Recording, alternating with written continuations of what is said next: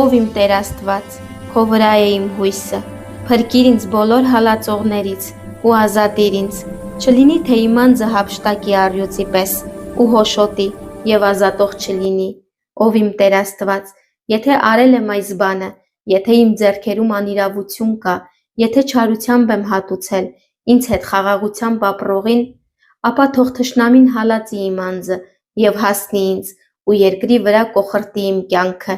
եւ իմ պատիվը հողին հավասարեցնի։ Ելիր, ով Տեր, քո բարկությամբ, բարձրացիր իմ թշնամիների կատաղության դեմ,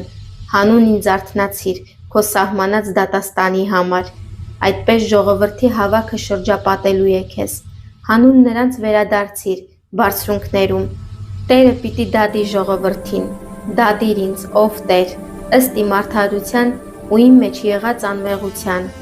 Թող սպառվի ամբարիշտների չարությունը, իսկ արդարներին հաստատիր, քանի որ դու սրտեր ու երիկամունք քննող ես, ով արդար Աստված, իմ պաշտպանությունն Աստծուց է, ով փրկում է սրտով ուղիղներին, Աստված դատում է արդարին։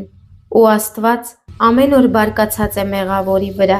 եթե նա ետ չդառնա, իր սուրը սրած է, աղեղը լարված ու պատրաստ է։ Նրա համար պատրաստել է մահվան գործիքները, հալածողների համար իր նետերն է սահմանել։ Ահա անօրենության երկունքի մեջ է նա, չարություն է հղացել ու կեղծիք ծնել, փոս է փորել եւ խորացրել, բայց իր շինած փոսի մեջ ինքն է ընկնելու։ Նրա չարությունն իր գլխին է գալու ու նրա չարագործությունն իր գագաթին է իջնելու։ Գոհություն եմ մատուցելու Տիրոջը, իր արդարության համեմատ, սաղմոս եմ երգելու, բարձրյալ Տիրոջ անվանը։